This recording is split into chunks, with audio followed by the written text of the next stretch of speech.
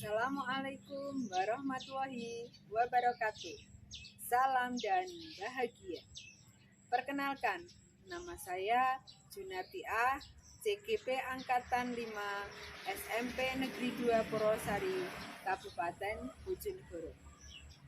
Pada kesempatan kali ini saya akan menyampaikan tentang demonstrasi kontekstual modul 3.1. Pada kesempatan ini nanti saya akan melakukan wawancara kepada 3 pimpinan atau 3 kepala sekolah. Yang pertama adalah Ibu Wiwi Yuliarsih, yaitu Kepala SMP Negeri 2 Purwosari. Yang kedua adalah Bu Sri Endang Setiani dari Kepala SDN Pelem 1. Kemudian yang ketiga adalah Ibu Sami Ningsih dari SDN atau Kepala SDN Kaliombo 4. Selamat menyaksikan. Waalaikumsalam, Bu Jun. Namun ini saya minta maafnya sedikit untuk wawancara terkait dengan pengambilan keputusan sebagai pemimpin. Walaupun nanti yang diminta dari pemimpin pembelajaran, tapi pada tugas kali ini saya diwajibkan untuk belajar tentang bagaimana pengambilan tugas pada seorang pemimpin. Seperti itu, Nanti yang mungkin saya belum sempurna karena namanya manusia mungkin dalam pengambilan keputusan itu banyak sekali yang harus dipertimbangkan. Ini selama ini bagaimana Ibu itu dapat mengidentifikasi kasus-kasus yang merupakan dilema etika atau rujukan moral. Kalau kita mengacu dari definisi dulu ya, sepengetahuan saya untuk dilema etika dan rujukan moral itu ada perbedaan. Jadi intinya gini, untuk dilema etika itu kedua-duanya benar. Ya, jadi kasus itu kalau kita ambil dua-duanya benar. Jadi untuk dilema etika itu situasi yang terjadi ketika seseorang harus memilih antara dua pilihan, di mana kedua pilihan tersebut secara moral benar, tetapi ya pasti ada pertentangannya, ada yang harus diambil salah satu mana yang terbaik. Ini contohnya seperti ini, Bu. Ada seorang anak, dia itu sangat gemar sekali melukis. Kalau sudah melukis, melupakan pelajaran yang lain, terkadang melupakan belajarnya. Nah, sama orang tuanya ini diwanti-wanti. Silakan kamu mengembangkan kegemaran minatnya di lukis. Tetapi pelajaran matematika yang kamu sulit itu harus mempunyai nilai yang maksimal. Seperti itu tuh pesan dari orang tuanya. Ya, waktu itu dia senang dua anaknya itu diberi motivasi orang tua seperti itu. Tetapi dalam kenyataannya bakatnya itu berkembang pesat. Setiap saat dia menempel hasil lukisannya di papan pengumuman di sekolah, di mading. Tetapi untuk pelajaran matematika memang dia dari awal itu sudah tidak begitu minat. Suatu saat dia tuh menyontek ke temannya yang pinter, dengan alasan nanti kalau nilainya bisa maksimal, dia bisa tetap eksis di lukisannya, orang tua tidak. Ternyata guru mapelnya adalah guru yang sangat hebat, jeli. Nggak mungkin ini dalam satu waktu seorang anak mengerjakan soal sama plot, plot ya. Walaupun di situ ada kesalahannya kok yo pas podo. Oh, seperti itu. Akhirnya guru konfirmasi dan guru itu tahu bahwa yang tidak begitu suka itu adalah anak yang mempunyai bakat melukis tadi. Dipanggil, Rale, kamu bisa mengerjakan matematika nilainya kok bagus. Apakah itu mengerjakan sendiri? Waktu itu dia dengan pedenya menjawab, iya, ini jawaban saya sendiri, Pak. Terus dibandingkan dengan temannya yang pintar itu, ini loh buktinya. Dengan pekerjaan temanmu yang pintar, ini kok podo, salah ini yo podo, nilainya yo podo. Saya curiganya tidak yang pintar, tetapi kamu. Karena apa? Selama ini yang kurang berminat dalam pelajaran matematika adalah kamu. Terus dia ngaku bahwa memang menyuntik dan temannya itu diberi sesuatu. Jadi ya diberi sesuatu agar mau mencontekkan. Nah, dalam hal ini mungkin untuk dilema etika seorang guru ini juga harus mikir. Maksudnya gini, memberi solusi terbaik kepada anak tersebut. Karena anak itu setelah dia ketahuan itu memohon dengan sangat kepada gurunya untuk apa? Tidak melaporkan ke orang tua. Nanti kalau dilaporkan ke orang tua, dia malah tidak bisa mengembangkan bakatnya. Terus akhirnya guru itu mikir, ini kalau saya laporkan kejadian ini ke orang tua, pasti anak ini rugi, maksudnya tidak bisa mengembangkan bakatnya. Atau kalau saya laporkan ke kepala sekolah, bisa-bisa anak ini pada waktu ulangannya itu ulangan akhir semester bisa tidak naik kelas dan sebagainya, atau pas waktu ujian sekolah bisa tidak lulus. Terus nanti yang kedua, misalkan seorang guru itu lapor kepala sekolah, lapor ke orang tua, itu adalah tindakan yang betul. Tapi selain itu dia mikir ke siswanya, karena dia tindakan yang dilaporkan ke orang tua, ke guru itu betul, tetapi ada dampak yang kurang baik untuk anak. Itu sudah betul ya tindakan dari guru itu. Tetapi guru itu misalkan yang mempunyai rasa kasihan karena apa, ingin melindungi anak, terus peduli, terus ingin biar anak tersebut terus bisa mengembangkan bakatnya, itu dia tidak melaporkan ke siapa-siapa, tetapi anak tersebut tetap harus mengulang dan disuruh untuk belajar. Dilema etika seperti ini benar. Tetapi seorang guru harus pintar-pintar menggali informasi yang benar dari anak tersebut. Jadi tidak hanya terus langsung dilaporkan ke orang tua, laporkan ke kepala sekolah, harus pertimbangan.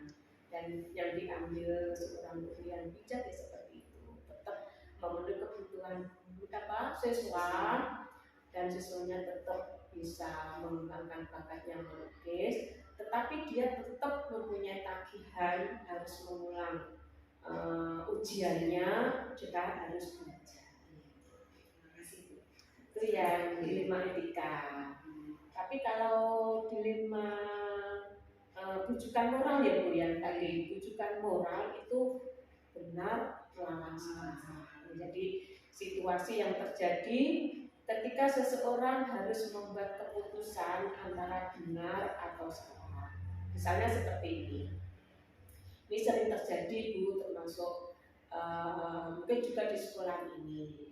Misalkan ini ada suatu kegiatan di sekolah yang sudah dirancang begitu bagusnya dan masuk di atas begitu bagusnya, tapi dari ketua panitia itu menginginkan setiap ada kegiatan itu meminta seperti pesta syukuran gitu loh.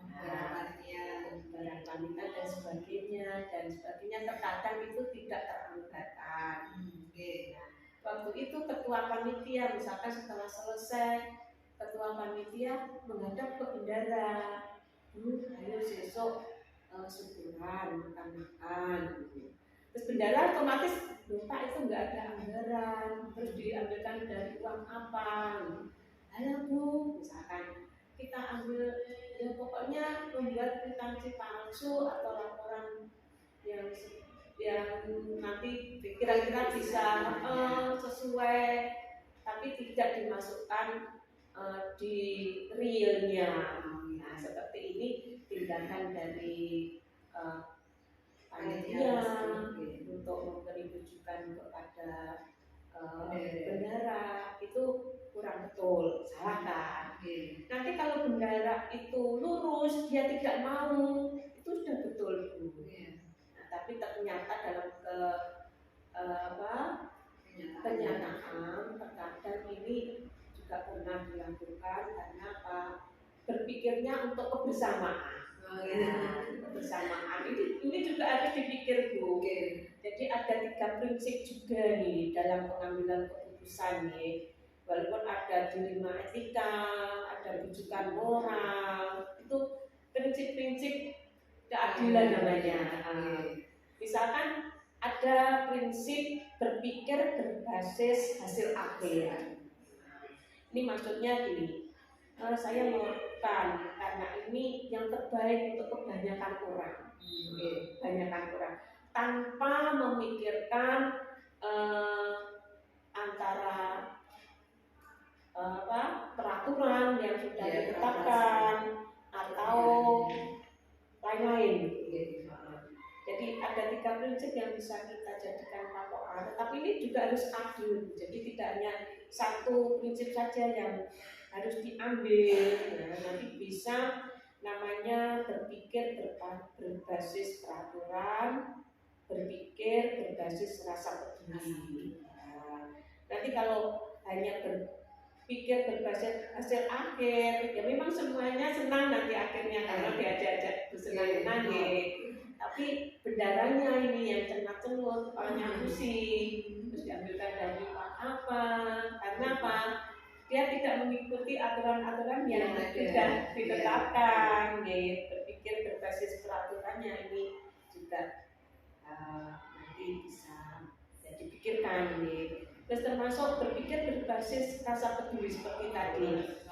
Seorang siswa tadi itu, jadi saya memutuskan sesuatu ini ya dengan pemikiran apa yang diharapkan orang lain kita lakukan agar orang tersebut tertolongkan. Itu berbasis rasa peduli. Berpikir berbasis peraturan, pokoknya peraturan ini ya begini. Jadi ketiga prinsip ini harus diolah karena di suatu sekolah itu kondisi sekolah intern ini memang sangat harus kita kondusifkan jadi ini ya tugas berat dari kepala sekolah. Jadi terkadang itu usul dari satu orang guru dengan memikirkan nanti resikonya kan bagaimana, nanti kalau ada resiko kita harus mengambil solusi bagaimana, itu harus terakumulasi dan menghasilkan suatu hasil yang baik. Selama ini bagaimana Ibu menjalankan pengambilan keputusan di sekolah, terutama untuk kasus-kasus di mana ada 2 kepentingan yang sama, yaitu benar-benar sama-sama benar atau sama-sama mengandung nilai kebajikan. Dua-dua kebajikan tapi berarti dilema etika gitu. Dilema etika selama ini kita aman-aman aja, karena saya yakin Bapak Ibu guru sudah mempunyai solusi yang sangat bagus ya, untuk pembelajaran kebutuhan siswa. Jadi selama ini insya Allah tidak ada kendala untuk dilema etika ini. Kemudian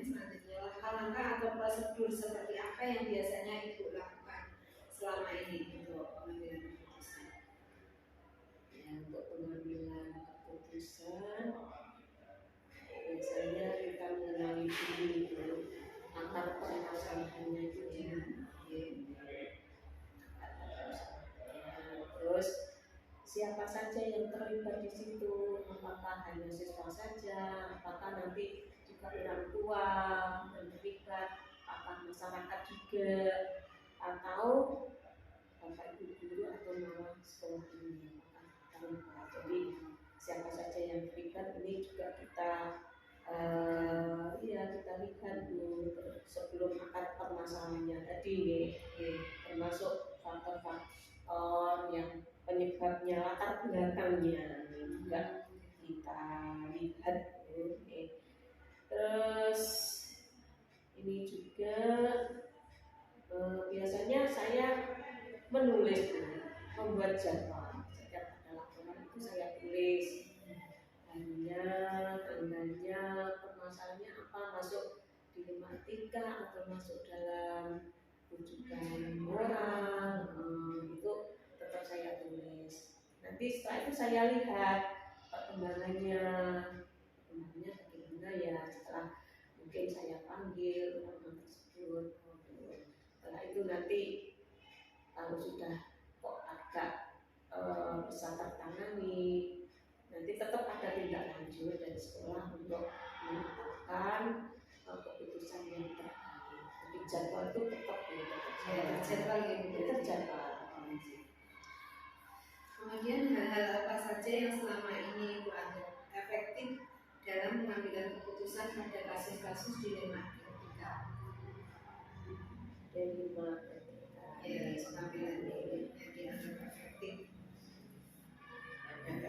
Ya, pertama ya kita sesama guru dan kepala sekolah itu kalau bisa nggak ada gap.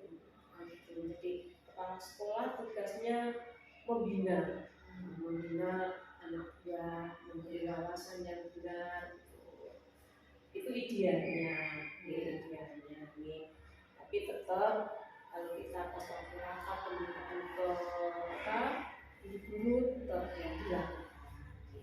Jadi pertama tetap memberikan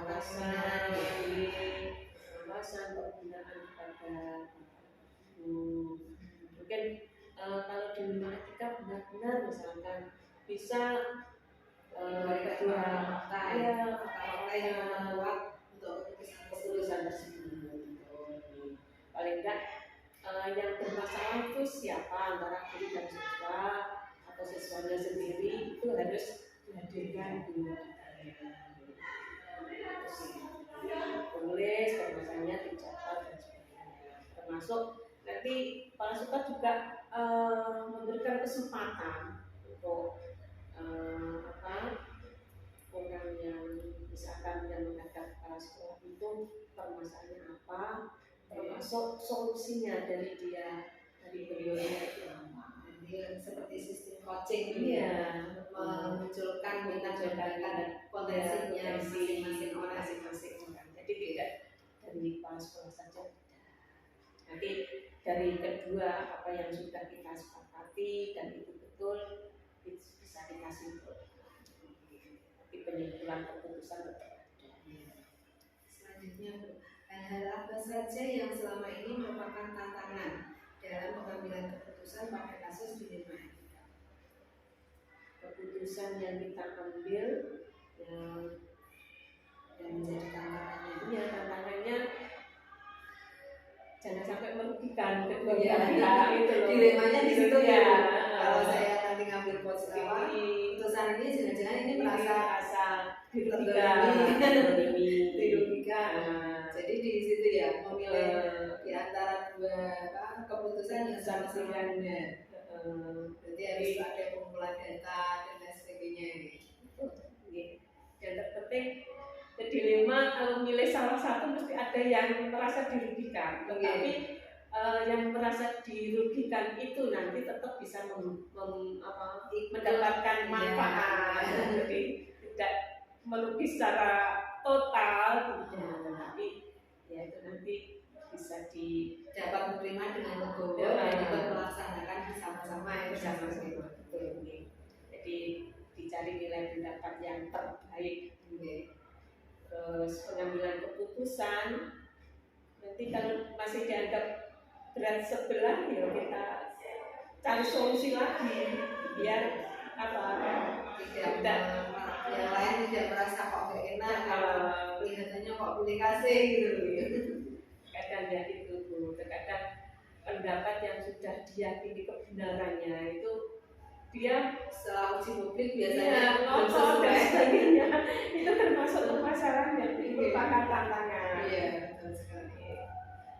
Apakah itu memiliki sebuah jadwal tertentu dalam sebuah penyelesaian kasus dilema etika atau langsung menyelesaikan di tempat?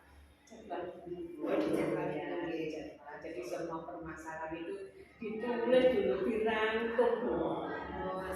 Nanti kalau ada laporan langsung ditangani secara cepat-cepat tanpa pemikiran, timbangan. Kan di sekolah kita itu tempo ya. Sebenarnya sekolah kita itu tidak bekerja sendiri. Jadi kepala sekolah tetap ngomong timnya, misalkan kalau ada masalah jadwal, kapan kita menyelesaikan masalah ini atau tugas ini, atau dilema etika ini mana yang harus kita dahulukan sesuai dengan jadwal yang kita buat.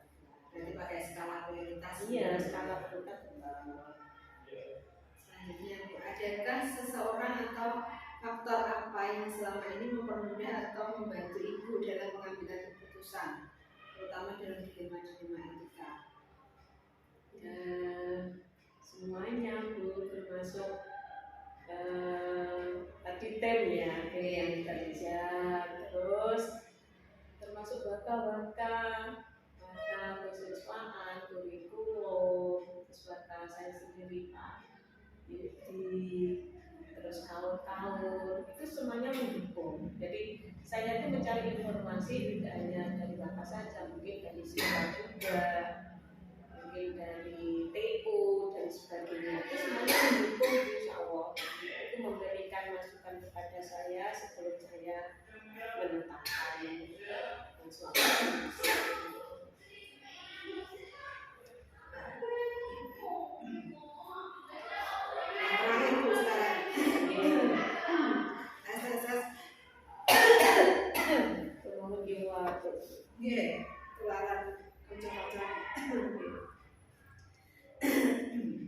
Dari semua hal yang telah disampaikan tadi, menurut Ibu itu pembelajaran apa dan pengalaman apa yang bisa dipetik dari pengambilan keputusan tentang kasus dilema etika ini? Dari pembelajaran yang dapat dipetik banyak sekali. Yang pertama, membuat kita secara pribadi lebih dewasa.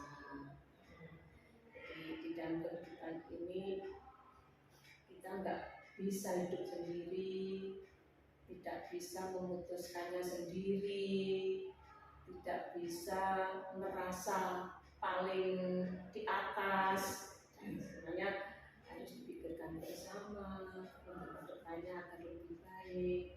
Terus bisa menerima semuanya, mulai dari bapak ibu guru, siswa dengan rasa kedewasaan ya. Jadi kalau kita semakin dewasa, sebenarnya ada permasalahan itu seperti gula. Itu kalau ditekan itu nggak mungkin kok malah pantulannya lebih rendah dari gula yang tidak ditekan. Misalkan gula hanya diculkan gitu aja, nanti malah di bawah yang kita limpahkan. Tapi kalau ditekan itu nanti malah lebih tinggi. Selain kedewasaan mungkin kita bisa berbuat lebih adil dulu, dan mencari keadilan itu juga sangat sulit. Banyak sekali yang harus dipikir. Terus yang penting ada apa? Kehati-hatian kita.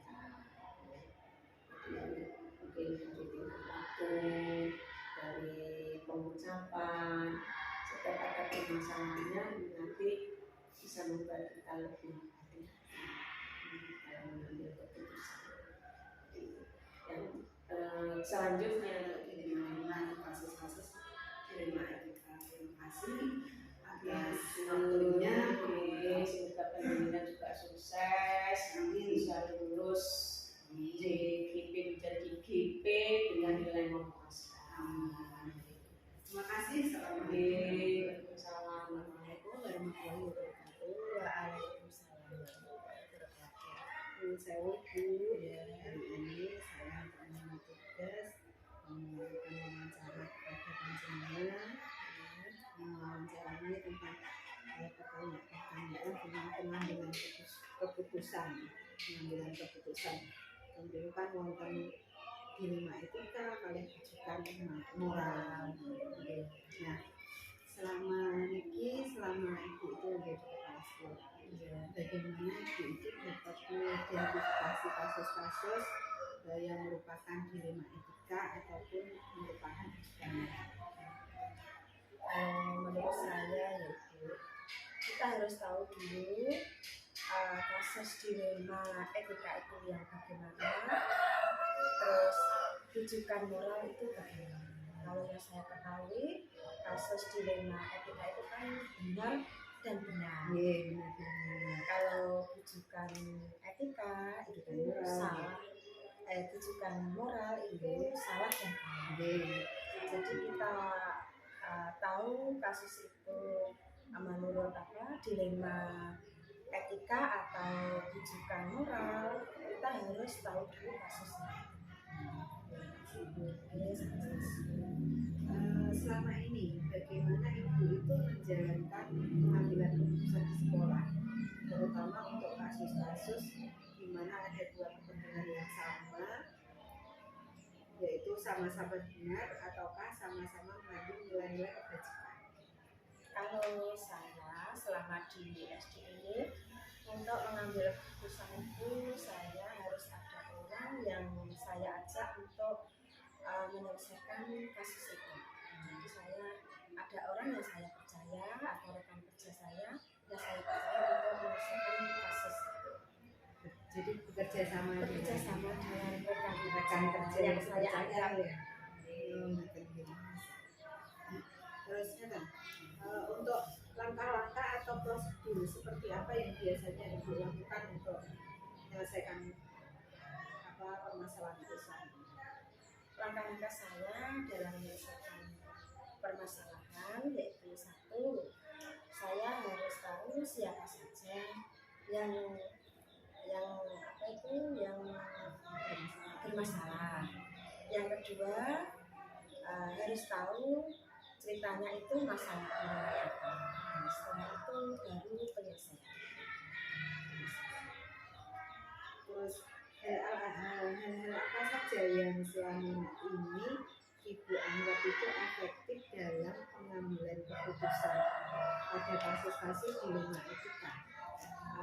Hal-hal yang efektif dalam menyelesaikan kasus itu ya tadi saya harus ada orang yang saya ajak timbangan untuk menyelesaikan kasus tersebut.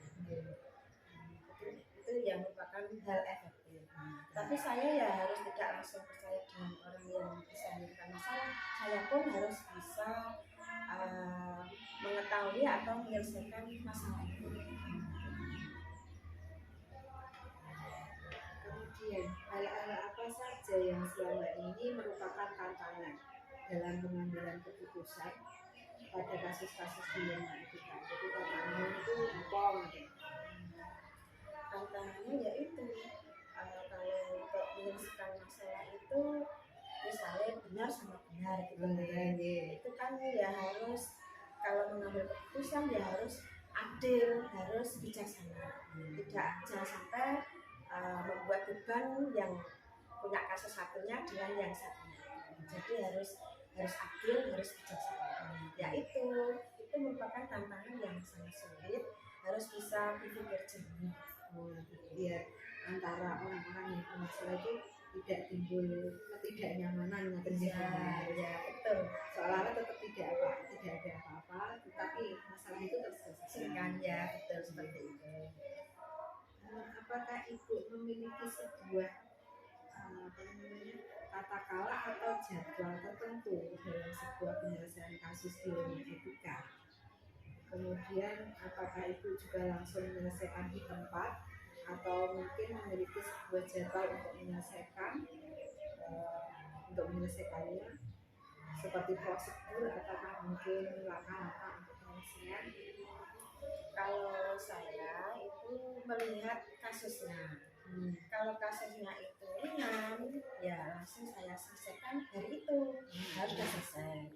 Kalau misalnya kasusnya itu agak berat, nanti diselesaikan waktu berikutnya, hari berikutnya.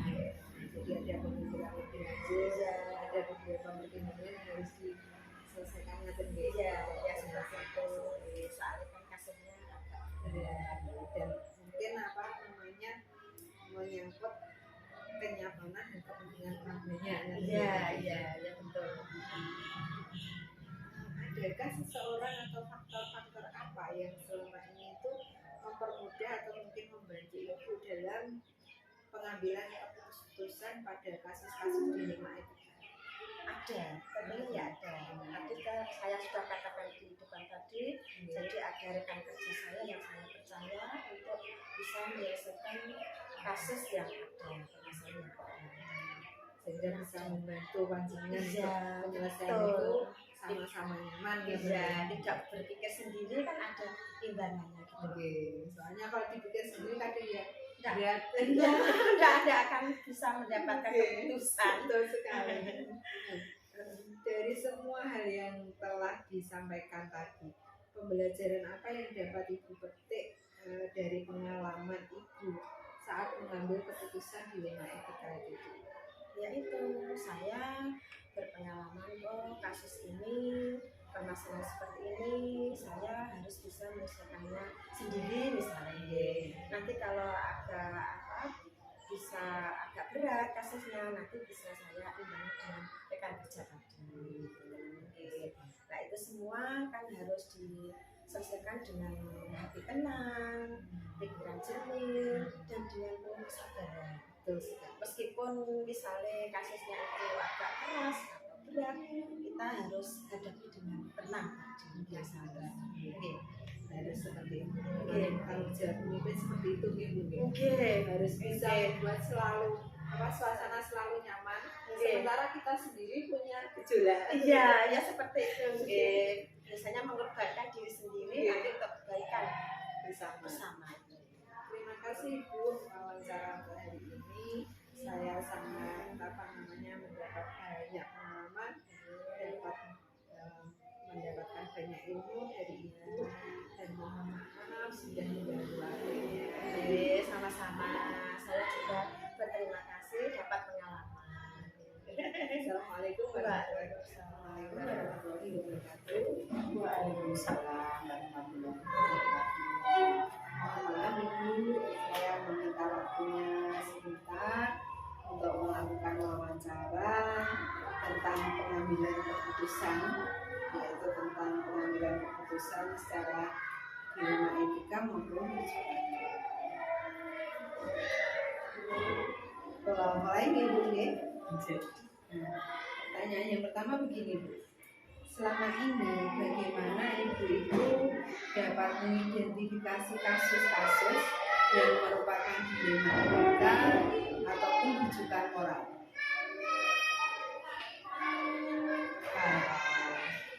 Apa yang pandemi pertanyakan itu, jadi kita harus melihat situasi yang terjadi.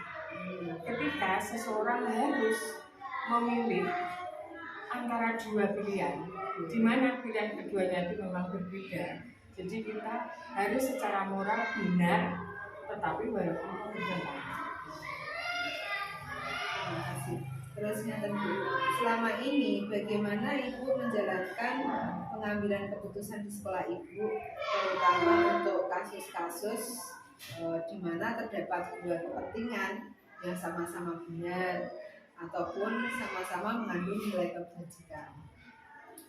Ya, kita tidak boleh langsung mengambil keputusan secara gegabah, karena kita kan juga tahu bahwa dua kepentingan itu adalah saling mempunyai kekuatan masing-masing. Jadi kita sebagai penengah mengambil keputusan harus satu, yaitu untuk mengenali nilai, yaitu yang saling bertentangan tersebut. Ya. Yang kedua, kita harus menentukan siapa saja yang terlibat. Jadi siapa saja yang terlibat itu penting. Yang ketiga, mengumpulkan faktor yang relevan, yang sesuai, yang sesuai dengan apa yang kita hadapi. Terus untuk yang selanjutnya, yaitu untuk menguji benar atau salah yang di dalamnya terdapat uji. Ya, itu sangat penting. Juga uji regulasi juga, uji intuisi, uji halaman depan Quran juga, uji keputusan panutan atau terus selanjutnya pengujian itu juga penting untuk menentukan benar atau salah. Terus benar kan ya juga harus kita isi bersama. Kemudian mempunyai prinsip mengambil keputusan. Kita harus punya prinsip untuk mengambil keputusan itu yang bagaimana? Itu juga perlu juga investigasi. Jadi opsi clear. Jadi ya bukan hanya dilema, clear. Ya, terus juga kita setelah itu baru membuat keputusan. Iya. Untuk meninjau juga keputusan tersebut. Jadi salah satunya sudah benar atau belum. Jadi nanti yang satu misalnya. Tapi juga kita setelah itu merefleksikan. Iya, apa yang sudah kita putuskan. Tapi dengan harapan, dengan apa yang kita putuskan itu tentu ada yang istilahnya kalau bahasa Jawa itu legowo. Nah, gitu loh ya. Bisa menerima apa tidak. Jadi kan legowo itu penting. Untuk apa kita bisa memberikan keputusan, tapi nanti yang satunya pulang kecewa, yang satunya bangga, itu tidak kita harapkan. Ya, sebagai pemimpin berat. Jadi harus kita tenang semua, harus punya rasa nyaman dengan keputusan tersebut. Betul.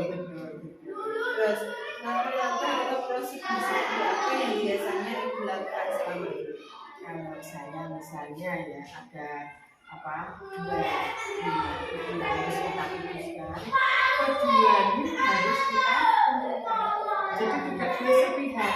Misalnya hanya satu ya, misalnya yang menentukan pada saya untuk masalah begini. Saya langsung mengambil keputusan, itu sangat tidak benar. Jadi kita sebagai penengah untuk mencari keputusan nanti pada akhirnya yang pihak yang kedua juga harus kita terima juga. Ya, informasinya harus kedua-duanya harus masuk. Setelah itu kita sebagai penengah juga harus bisa memberi solusi yang tepat. Solusi yang tepat itu harus berguna untuk keduanya. Tidak boleh berat sebelah. Ya, tidak boleh berat sebelah. Terus juga keduanya saling menerima keputusan bersama yang kita harapkan kan seperti itu. Ya, memang sangat berat. Jadi ya memang yang satu itu nanti ya misalnya jangan sampai misalnya kalau yang satu itu misalnya informasinya misalnya kan tidak kita pakai, tapi dia terus kecewa.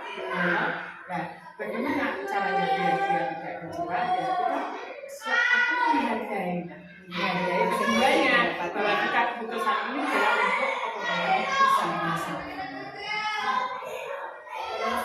Dan hal apa saja yang selama ini Ibu anggap itu efektif dalam mengambil keputusan pada kasus-kasus tersebut, dilema etika maksudnya? Oh iya, berarti begini.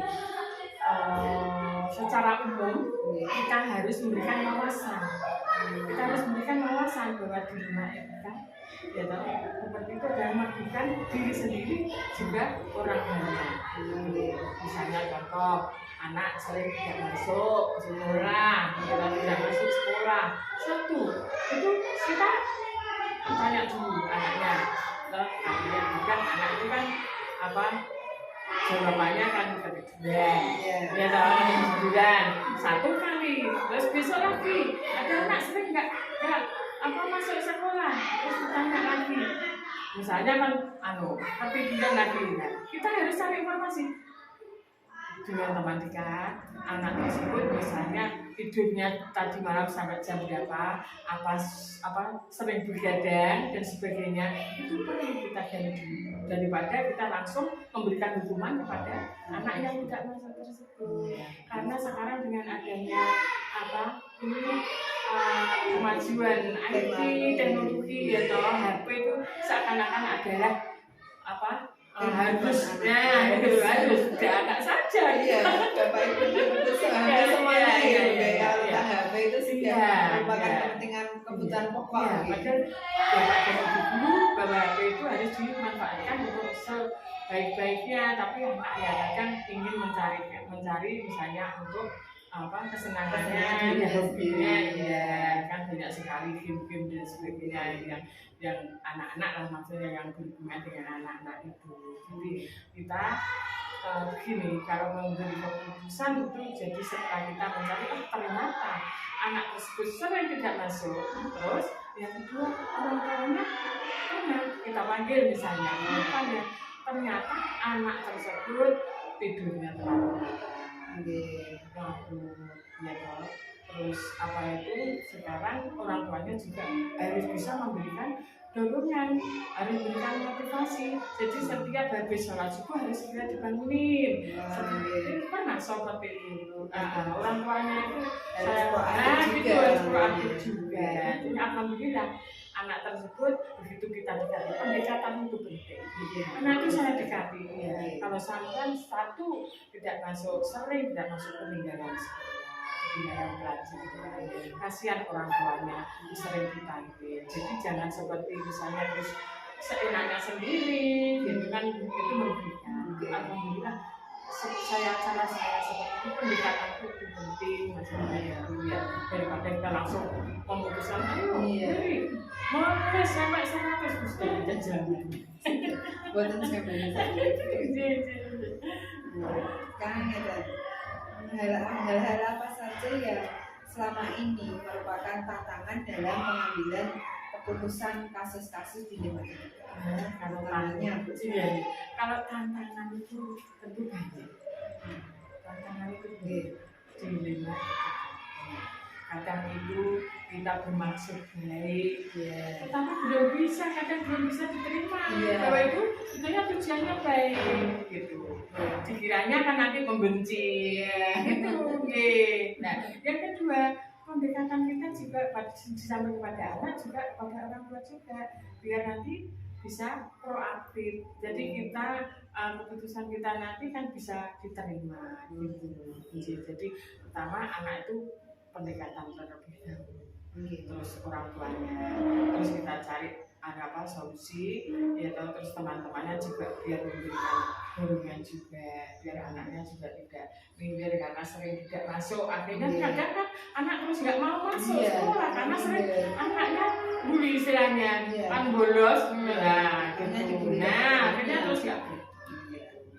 Jadi terus kita juga harus mencari nilai pendapat yang baik dari keduanya, gitu. Jangan sampai misalnya karena yang satu misalnya ada bilangnya anaknya itu aja gini-gini dibully tidak. Kadang-kadang sebetulnya kita tidak, tapi ini hanya perasaannya saja. Dikiranya kalau misalnya anaknya seorang petani, kalau di situ anaknya misalnya pejabat atau misalnya Pak Bupati atau gitu misalnya ada perbedaan. Ada perbedaan sebenarnya tidak, gitu ya. Jadi itu harus kita jaga. Seakan-akan kan anak itu merasa dirangkul, merasa disayang. Oh berarti kalau saya masih diingatkan berarti gitu loh, saya atau bisa digantikan, gitu. Jangan sampai merasa saya tuh salah, saya tuh gini, terus langsung diberi hukuman. Terus apakah ibu memiliki sebuah tata cara atau mungkin jadwal tertentu dalam sebuah penyelesaian kasus dilema etika? Terus apakah ibu biasanya langsung menyelesaikan di tempat ataukah memiliki sebuah jadwal untuk menyelesaikan dalam bentuk prosedur ataupun jadwal harus seperti apa?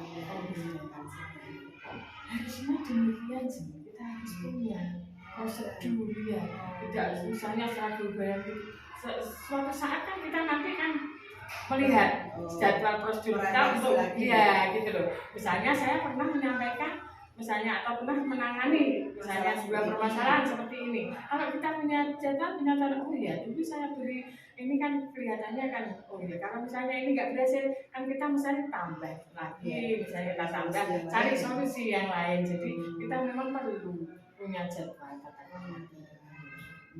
Jadi biasanya ibu itu tidak langsung diputuskan sekarang, buatan gitu. Jadi tidak ada dipikirkan dulu ini nanti dampaknya positif bagaimana.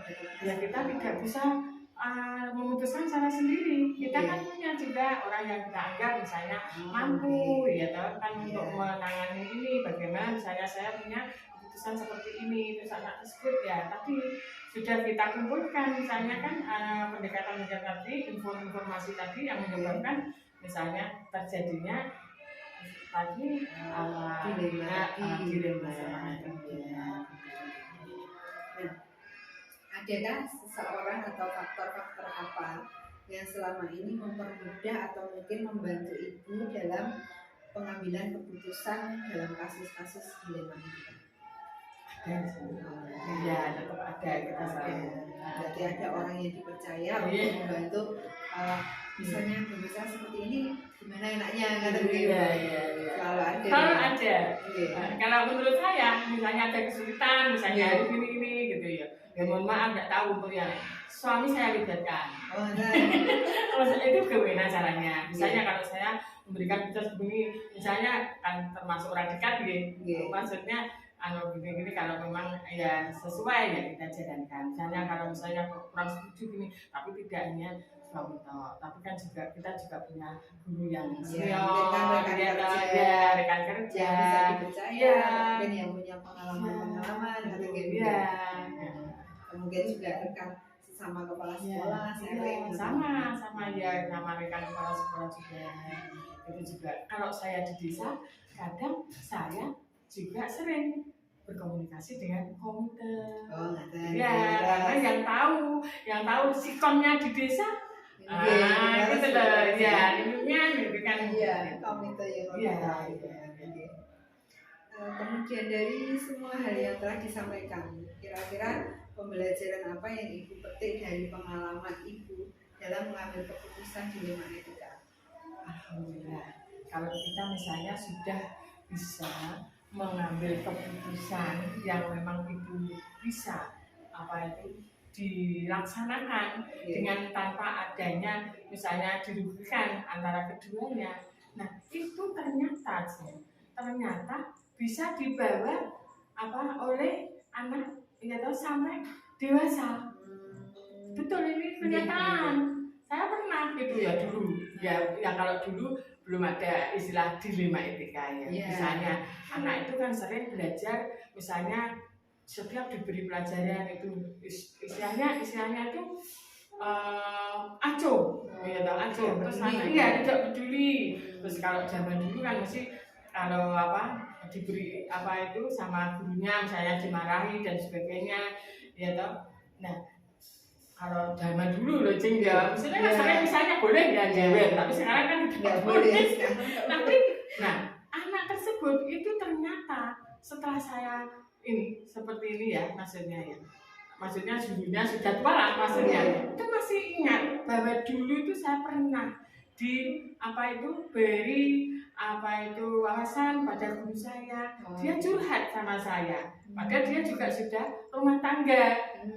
Saya begini jauh ya, nggak apa-apa ya diutarakan. Misalnya ya, dia hanya sebagai tukang becak.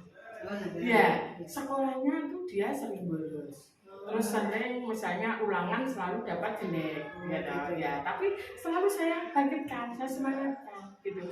Karena anak tersebut memang kemampuannya hanya sekian Segitu, itu ya. ya, tapi alhamdulillah ya sudah bisa menyampaikan sampai lulus kelas 6 gitu. Begitu saya sudah tua seperti ini, dia menjadi tukang becak, betul ini kenyataan. Terus saya tanya gini, bahasa Jawa nggak apa-apa ya? Tidak apa. Lah sampean niku ndek biyen lho sering tak jewer, sering diingatkan guru, sering dimarahi. Kenapa kok sampean gak gelo? Kok ndak apa maksudnya enggak sakit hati sama guru. Bu guru begitu turun dari bus kok, Bu, sini loh Bu, ikut saya naik becak. Terus dia kaget. Kok gak gelo? Kan enggak jawab. Jawabannya bagaimana, Cing? Ternyata betul bahwa ibu itu dulu mendidik saya. Sekarang saya baru merasakan bahwa apa yang telah disampaikan oleh ibu betul kenyataannya sekarang sudah saya bisa merasakan. Akhirnya ya begini tuh saya hanya jadi tukang becak gitu. Tapi saya enggak usah seperti itu sudah punya bagian sendiri-sendiri. Itu kan kita yang penting halal. Gitu saya gitu kan. Seperti betul ini seperti itu. Ternyata apa yang kita tanamkan ke anak-anak itu tertanam pada jiwa mereka. Walaupun secara tidak langsung tadinya saya kok dimarahi terus, tapi setelah dia dewasa oh ternyata guru saya itu memarahi memang ada ada manfaatnya sebetulnya untuk saya, tapi saya belum sadar. Sering saya sadar seperti itu.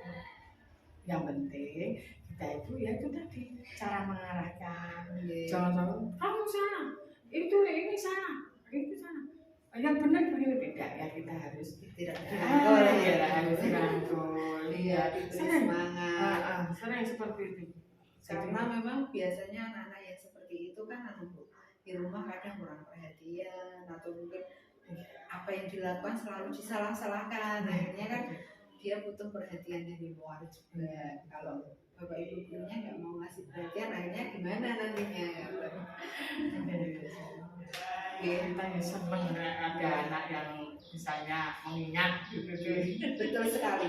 Itu sesuatu yang sangat berharga bagi seorang guru itu jika mereka sudah keluar dari sekolahan kita, apalagi kalau sudah menjadi orang, terus kembali lagi masih mengingat kita tuh bahagia yang sangat tapi betul itu tadi yang siswa saya yang pegang becak ya. Terus pada saat dulu ya kita kan belum ada misalnya ujian sampai nasional dan sebagainya gitu. Tapi grade kita bagaimana biar anak itu ujian nanti bisa baik, bisa nilainya bisa bagus seperti kita harapkan gitu. Nah, itu begitu pulang dia kan jadi pegawai di Batam. Di Bia Cukai ternyata. Itu masih ingat gurunya. Yang diingat apanya? Dia tuh ingat pada saat itu guru merekrut misalnya besok ujian itu belajar di rumahnya secara bersama. Kok yo ingat? Ternyata terus saya bisa jadi seperti ini. Ada guru yang maksudnya ya biar bisa ujiannya itu biar berhasil. Iya. Demikian aja yang bisa saya sampaikan. Terima kasih Bu atas waktunya. Mohon maaf sudah mengganggu. Saya dapat mengenal banyak sekali dari Bu sebagai kepala sekolah dan mungkin bisa saya manfaatkan nanti untuk pembelajaran selanjutnya. Terima kasih, saya juga mohon maaf ada kekurangan, sedemikian apa adanya yang saya jalani. Saya lakukan.